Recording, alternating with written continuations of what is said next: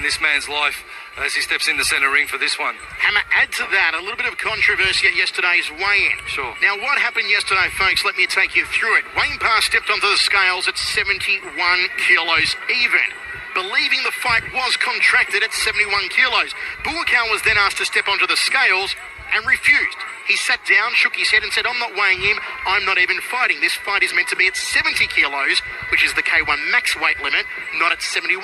It took around about an hour of coaxing and discussions with the WMC officials and Team Paul Prummock before Buakaw finally accepted to step onto the scales yesterday at the weigh-in, and he stepped up and weighed 69.5 kilos, 1.5 kilos lighter than JW. Of course, a big marked difference here tonight, Hammer. We know that JW is infamous for stacking on the weight literally overnight. No doubt JW will be up to about probably 78 kilos here in centering. Once he replenished his liquids, he put the carbs back into his body last night. We know he is an absolute beast when he actually steps into centering. Let me tell you, before the Mike Zambides fight, which was only less than 2 months ago, Wayne really struggled to make the weight. I was at the weigh-in with him, and he stepped onto those scales and didn't look in a good way.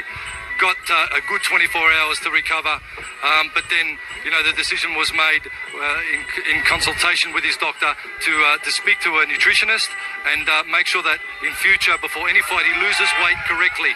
Now, that's exactly what happened. After the Zambo fight, he went, consulted with the nutritionist on the Gold Coast in Australia.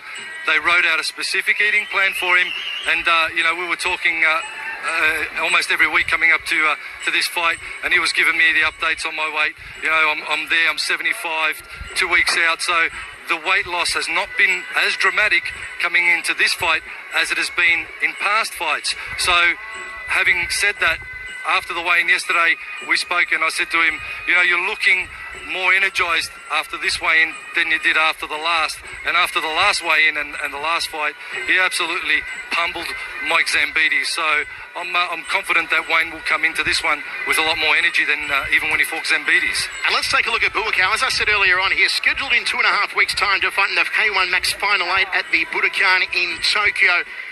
Buakaw has not been himself of late, Hammer, in the K1 Max, even though he has made the Final 8. Last time out, he fought mixed martial arts fighter Andre Dida. It was only Andre Dida's second ever fight under K1 Max rules. And mind you, folks, Buakaw Paul Prummock, a former two-time World Max champion. Andre Dida almost knocked his head off, almost knocked out Buakaw in the first round, and Buakaw had to take Andre Dida into an extension round to beat him back in March. I was there for that one, Hammer, and I'm telling you, it was not the Buakaw who absolutely steamrolled through the K1 Max back in 2006.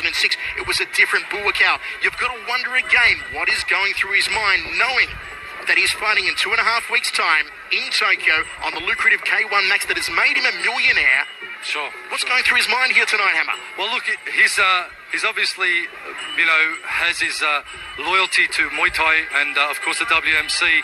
And Buakaw is a great man. He's a really nice guy and one of the friendliest Thai fighters you will meet.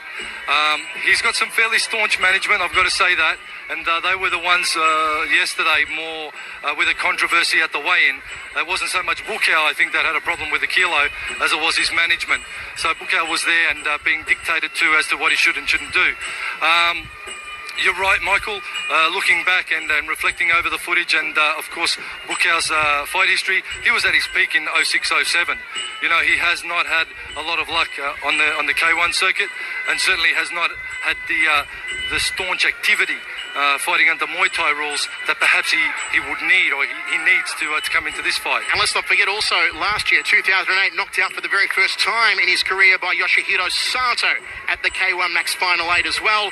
As I said, it hasn't been the same Buakaw as it was back in 05-06 as what we've been seeing over the last 12 months. A man who was a former 140-pound fighter. He won the coveted Toyota Marathon 140-pound tournament at Lumpini Stadium back in 2002. He had a win on that occasion over Japanese star Kobayashi. He also became the KOMA lightweight GP champion in 2003. He was an Omnoi Stadium champion at both lightweight and featherweight. And as I said, most decorated at the K1 Max, a former two-time World K1 Max champion. Wayne Parr, former WMC World's Middleweight champion, WKBA World champion, IMF Kings Cup champion. coming off that cracking win over Iron Mike Zambides in Melbourne. You're also talking, folks, here about two of the busiest fighters in the world. Para's had 37 fights for 26 wins since 2002, giving him a 70% win average, which is just amazing, fighting at such a high level. Buakaw has had 47 fights for 38 wins since 2002, giving him a 64% win average. And as I said, he's also become a two-time K1 Max World Champion in that time period. Last time they fought, 2004, extra round split decision going the way of Buakaw. This is the rematch of Wayne Parr, and indeed the entire world has been waiting 5 years for. We are seeing Buakaw doing possibly the longest white crew I have ever seen, Hammer, and it's a beautiful thing to watch. Well, he's certainly taking his time and getting back to his roots, so to speak, with the white crew, and really just centering and making Wayne wait as well, which Wayne will be eager to get it on, and Buakaw's just making him wait and think about what's about to happen. Emma, once again, you look at the quality of Buakaw. As I said, he defeated John Hod back in 2006 via leg kicks for the WMC World Middleweight title. You have a look at his K1 Max career, and he's 27 fights in K1 Max. He's only ever lost to the best of the best. His losses have come against Andy Sauer, who is another K1 Max former champion, Masato, the current K1 Max champion, Albert Kraus, the first ever K1 Max champion, and Yoshihiro Sato. So the best guys in Max are the only guys to beat them. 3 of those guys have held the championship, and only 4 of them have been K1 Max champions. So if you include Buakaw in that mix, he only loses traditionally, Hammer, to the best of the best. Well, certainly, and that is a trend that he wants to change. So all will be revealed in a few short moments.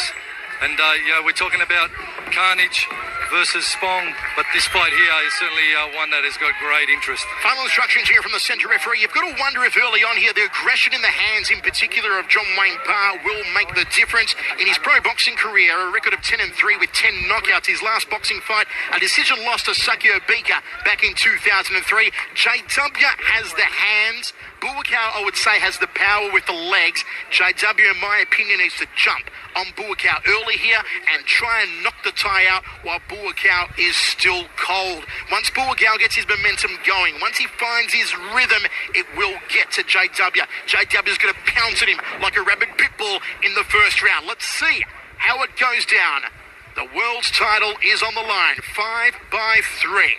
Well, that is certainly Wayne's game plan. He's been doing a lot of sparring with Aussie pro Les Sherrington down at his gym, Bunchu Gym. And Les Sherrington is a boxer that I rate very highly in Australia. So Wayne's hands are going to be very sharp. And if there's an opening on Buakaw, I believe that's where it's also going to be, Michael. Here we go, first round of action. The voice, Michael Chavello, Mark the Hammer Castanini with your ringside from beautiful Montego Bay in Jamaica. John Wayne Parr, the Aussie in the black. Buakaw Paul Pramuck of Thailand in the white and silver. Step across outside thigh kick from JW. Fires off the rear hand. Bit of that early hand artillery coming into play there from the Aussie. Buakaw skips forward. Nice tip kick to the midsection from the tie. JW goes to the bread basket. They trade leg kicks. Neither man managing to get the check in time.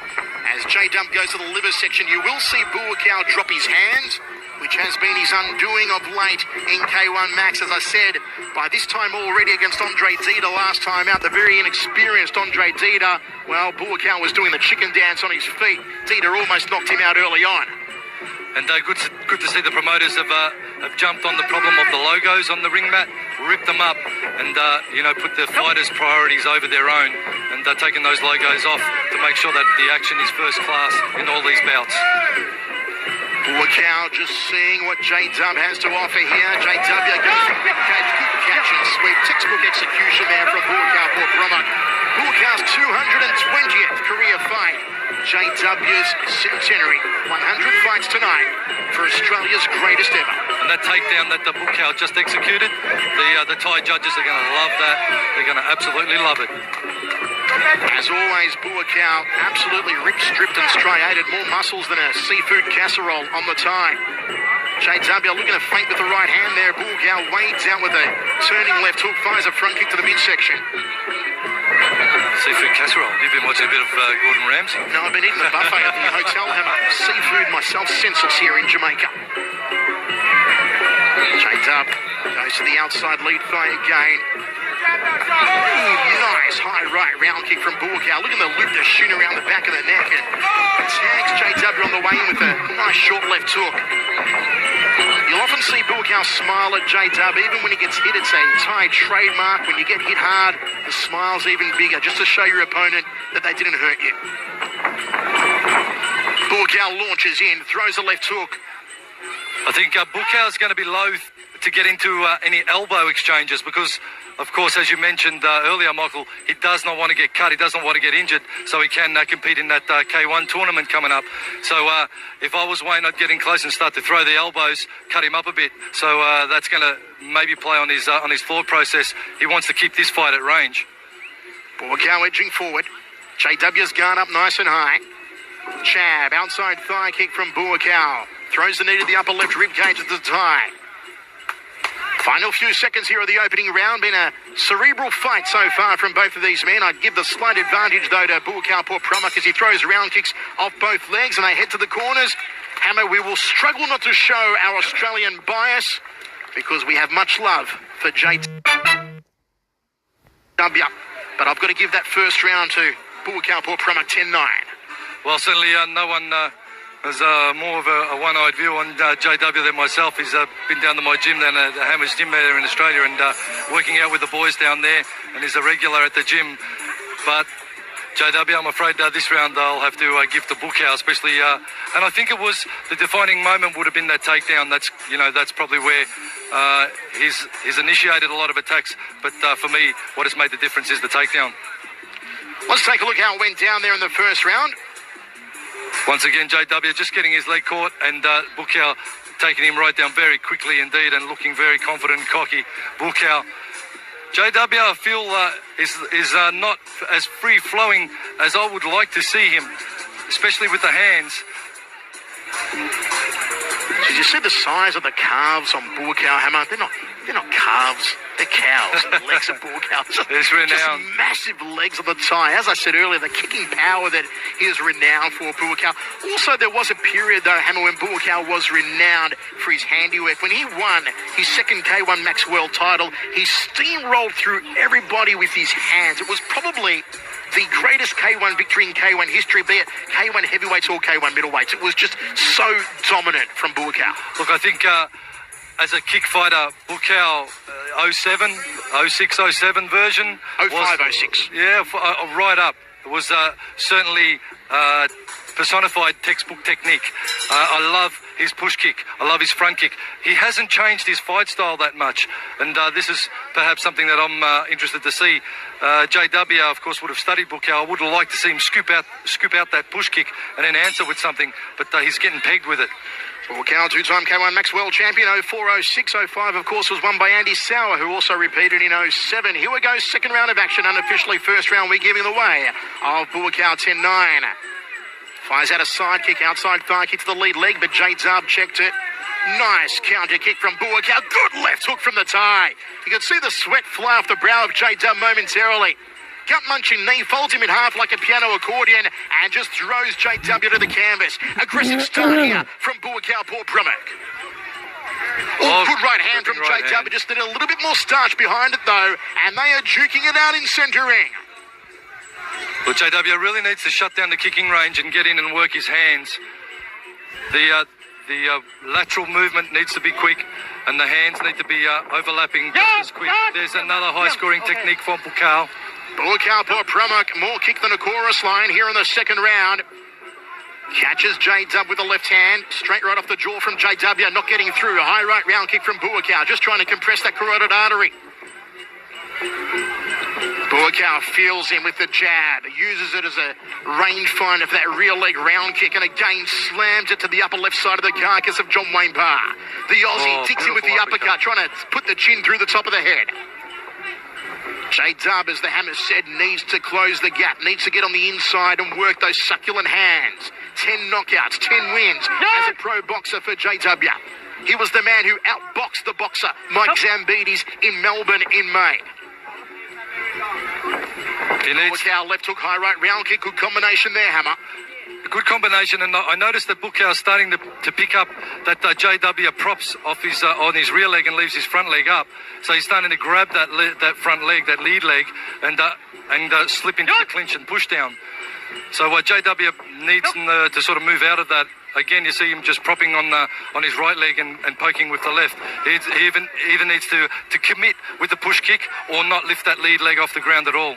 Oh, nice counter again. Leaned out of the back of the 1-2 from JW and just counter-struck him off the hands. Did Buakaw. Ties up the Aussie against the ropes. Tries to drill a knee into the midsection. Referee breaks them. Liver shot from Buakaw. High right round kick. Eats a right hand from JW. Turning elbow from JW. Couldn't get through. Big right hand between the eyes of the tie. Inside the final 30 seconds of the second round of 5. Oh, smack bang on the schnoggin. Overhand elbow from JW. Didn't get past the forearms. That was a beautiful right hand earlier on from the Australian. Well, this is, I think, the strategy that John Wayne Parr needs to employ. Hands merging to elbows. Look for a cut with the elbow. He just needs to be firing a lot quicker. Puts on the knee guard, does JW. Buakaw tries to hit off the break with a left hook. Oh, step up elbow, turns it in nicely off the lead arm, does JW. In combination from Buakaw, we go to the towels hammer. A much harder round to score, in my opinion. First part of the round, I thought, to Buakaw. Latter part of the round to JW. I'll agree with you there. I think, again, there was a takedown in that round that could just lean that round to Buakaw. A closer round, potentially a draw, potentially going to Buakaw. Hammer, you're going to get splinters in your backside sitting on the fence like that. Give me a result. Who are you calling it to? Write it down in your little scorecard there. Not that I can understand your writing. You should have been a Dr. Hammer. Who are you scoring it to? I'm going to go even on that round. I agree. Hammer, we're in agreement. It's rare. The Jamaican night air has brought out a sense of friendship between us. Camaraderie never seen before in Australia or anywhere else around the world. We've commentated together. Perhaps it could be that waft of Jamaican air flowing around. There is a certain smell that permeates Jamaica. That makes us so much more friendly. And a little bit hungry, perhaps. Relax. Let's have a look how it went down. As we said, folks, unofficially, we're giving it a 10-all round in the second. And there's a dominance in the clinch from Buakaw that will score highly for him. A nice push kick, Buakaw, and lightning fast reflexes to catch the round kick of John Wayne Parr. Hook, round kick combination, Buakaw, very composed, not wasting a lot of energy and picking his shots. Great precision, Buakaw. John Wayne Parr, I'd like to see him just open up a little bit more, and I think in his mind he's going to start to throw some more elbows in this coming third round, and I think that's a definite must for him.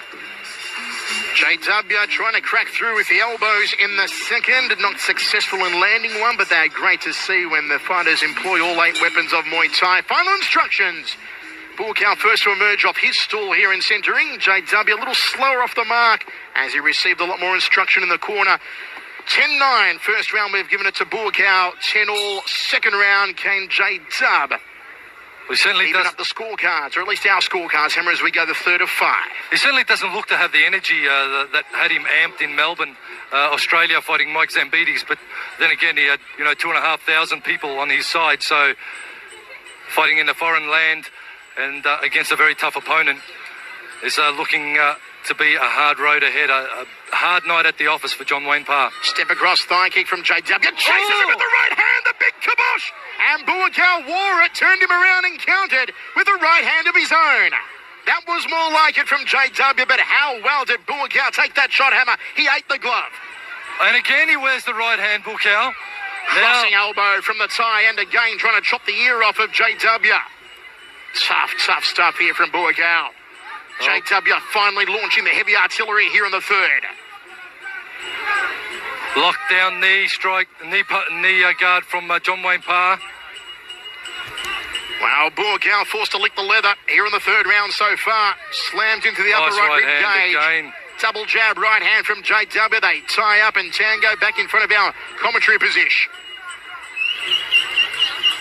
Great third round here. JW's 100th career fight. I know it's been going through his mind for a long time. Who would be opponent number 100 as he does the lean back and tries to counter with the right hand. When he found out it was going to be Buakaw, he was absolutely elated. Well, certainly all the people from Queensland in Australia, and especially Boonchu Gym, Wayne's gym, will be on the edge of their seats for this one. Trying to will a win to the Aussie, but Buakau is looking a little confident, but he gets a little bit more of a blue tinge on his head, wearing the gloves of John Wayne Parr. Buakau going for that liver again, and he digs down with the left hand, fires a tip kick to the midsection, steps up and locks on the grapple to the tie, and tries to drag J-Dub down with him as the referee gets a little physical. Under a minute remaining here in the third of 5. Elbow from J-Dub, just lost his footing. Takes a big breath, does J-W, crossing elbow again, looking to shear the teeth off of Buakau. Inside thigh kick from J-Dub. Buakau goes to the outside lead thigh. Just checks him off the front kick, tries to snake in the left hook again, does the tie. And a good bread and butter combination. Jab outside thigh kick from J-Dub. Body shot from Buakau. J-W just needed to turn that right hand a little more. Goes for a crossing elbow off the lead arm. Does the Australian. Buakau looking to force him against the ropes here and work that. The right hand. Final 10 seconds of this round. Can Buakau go kleptomaniac and just steal it here with a final technique? Knee to the midsection. End of the round. J-W pumps the fist into the air hammer, but do you think the Australian got it? I think it was certainly the best round of the night for him, and landing some good shots with the hands, John Wayne Parr. A good close round yet again. And I'll lean the way of Wayne Parr on that round. I think he landed the cleaner shots with the hand department, answered the low leg kicks, and it was a lot more of an even round with Wayne landing more striking via the hands. What is happening, Hammer? We're in agreement again. This is unnatural. It does not feel right to me, Hammer. Let's take a look how it went down. We both got it, going the way of JW there in the third. But it's a long night, and I'm sure things will change, Michael.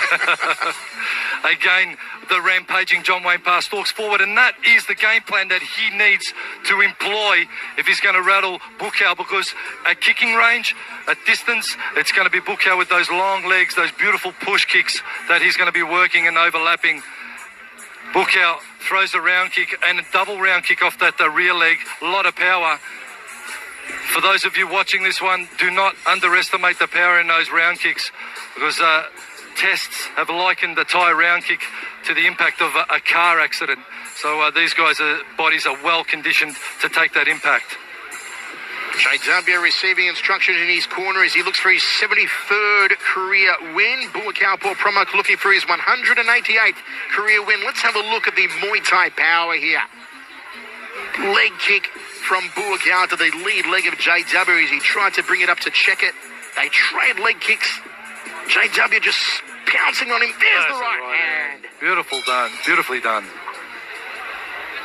Now we're sort of getting into the latter rounds. The lactic acid will be kicking into the muscles. The guy's legs and arms will be feeling very heavy indeed, and it really becomes a mental battle now. You have to put all of that out of your mind and just focus at the job at hand, and this is where the fight game becomes a little bit more mental or spiritual and less physical.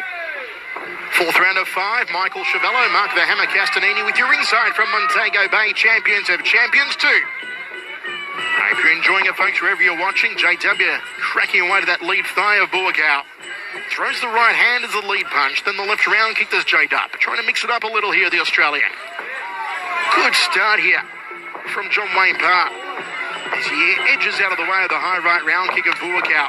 And again, just goes for that lead leg, trying to tenderise the quadriceps area. Buakau catches the kicking leg, can't execute a sweep, looks for an elbow, then fires away to the lower left rib cage. 3-punch combination not landing for JW. Steps across and hits the back leg. Good timing from the Aussie. Well, John Wayne Parr needs to look confident. He needs to maintain his balance and poise, because again, the judges will be looking at that. They look at aggression and they look at how much balance and Muay Thai technique you exhibit. If you're a little bit loose, a little bit untidy, even though you're scoring, that doesn't always reflect on the judges' scorecard. We've got to remember also the judges are predominantly Thais, scoring one of the Thai greats, so they're going to be looking after their boy, perhaps. Oh, nice high right round kick from Buakau, then drills the knee into the sternum of JW. front of that big Bob Marley banner. Can you go anywhere in Jamaica here, Hammer, without hearing Bob Marley? It's everywhere, Hammer. Give me love. Everywhere. One love, brother. One love. Buakaw just edging forward. JW fakes with the back kick. Goes for the inside lead from the tie. Oh, Buakaw, nicely done. High right round kick. Going to loop the shin around the back of the neck again. I'll tell you what, I'm just surprised they haven't replaced the Thai music with a little bit of reggae. It's absolutely everywhere. Look at the steel drums from the beaches. Buakaw comes forward again. JW counters and locks him up. Who will get the better exchange in the clinch here? Buakaw looking for the takedown. A high knee to the upper spine region of JW as the referee has to pry these two men off of each other. Left hook from JW. Buakaw looking down at J-Dub's feet here. Setting himself, perhaps with that right hand, perhaps for another real leg round kick. Now it's JW that's stalking Buakaw, and Buakaw moving back. So JW is starting to turn the aggressor meter up, and that's exactly what he has to do. He's got to pick up the aggression level. He's got to start to dominate and go bombing. JW landed a nice left hand. Buakaw just shrugged it off. It was straight to the orbital bone of the thigh. Final 10 seconds here of the round. Nice defence, JW. So far for mine, Buakaw hasn't landed anything of any great scoring capabilities. I tell you what, Hammer, John on my Wayne Parr. scorecard, Wayne Parr takes that one 10-9. So I've got him losing the first round, a drawn second round, the third and fourth going the way of JW, the Australian in the lead by the slightest of margins on our unofficial scorecard. You agree, a 10-9 round there for JW? Certainly, I'm just going to play devil's advocate here and reassess the scorecard. Now, the first round definitely Buakaw. The third and fourth definitely Wayne Parr. For me, it's the second round that's in question. Even though we gave it to Wayne Parr, I'm putting my thought process aside for a moment and trying to get myself in the judges' mind space. I believe they could have and may have given that second round to Buakaw. So if that's the case, that's 2 rounds apiece, which makes this last round the definitive round and the one that's going to be up for the taking. JW, who we definitely thought won the third and fourth round with combinations like these you're seeing in centering. It was certainly a much more aggressive start from the Australian at the beginning of the fourth round than it had been for the previous 3. Buakaw taking some big breaths. We can see the red corner in front of our commentary position. Get some smelling salts there for Buakaw. Just trying to clear the nasal passages and get his breathing right. Certainly, one thing I've noticed already early in the night is that the fighters, the environment and the air here, the altitude, I think has taken its toll. All these fighters are supremely fit, Michael, but they're looking a little gassed early. Just to give you folks a little bit of what's happening here around the ring as far as weather goes, it's really not that humid here tonight. There's a beautiful breeze blowing in from behind us, so it's coming in pretty much from Buakaw's red corner, blowing across towards Wayne's blue corner. It's blowing in off the Caribbean Ocean, which is just behind us.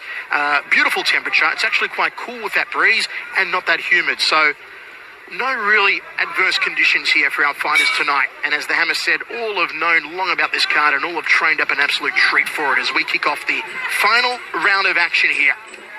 Oh, they picked this one up at a lightning pace to start.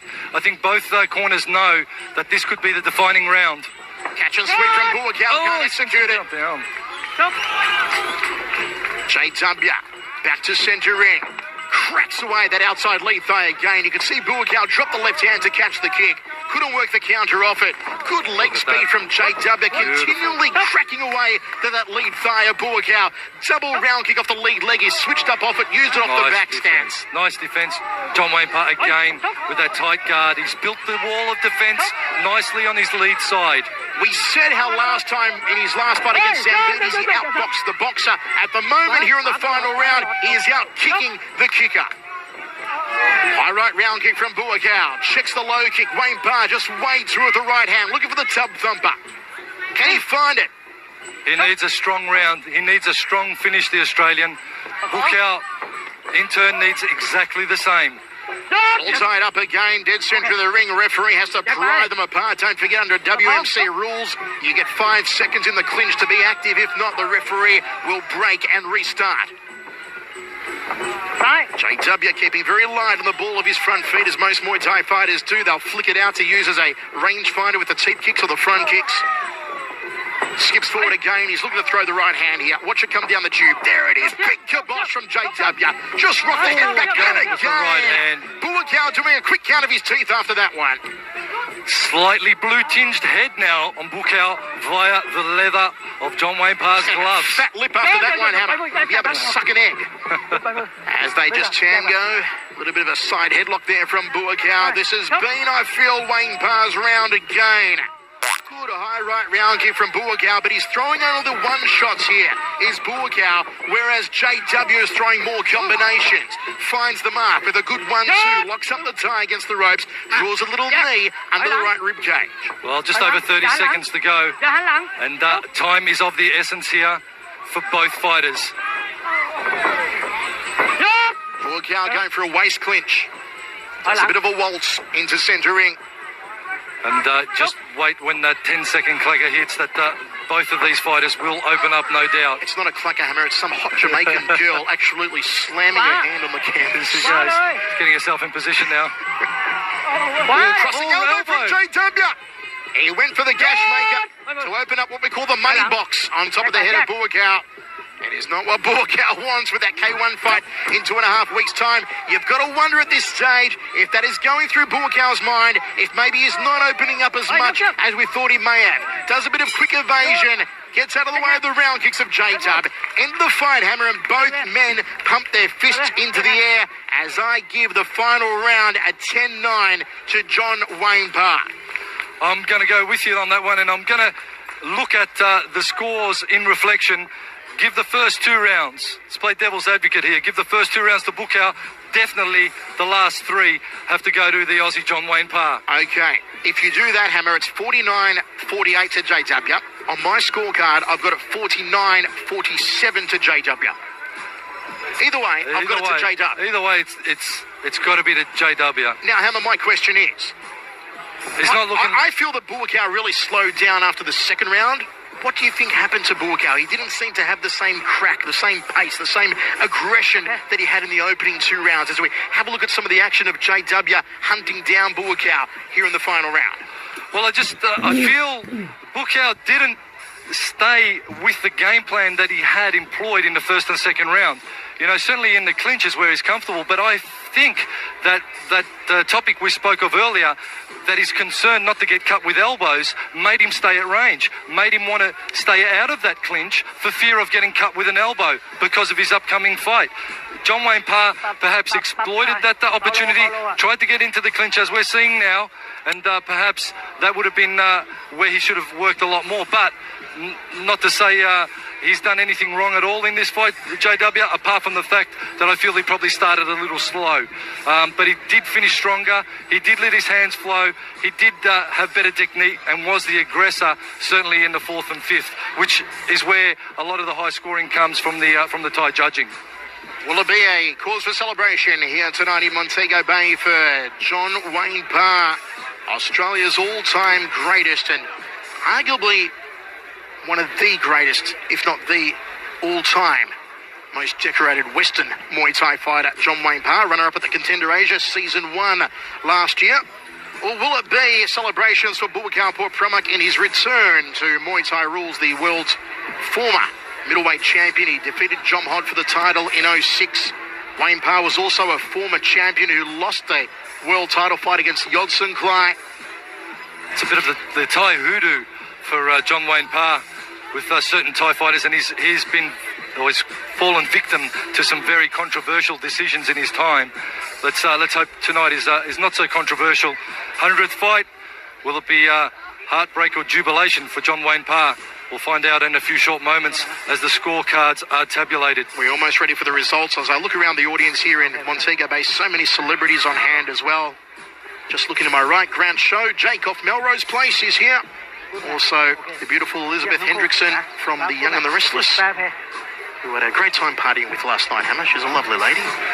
And let's go now for the official results. Cedric, the entertainer.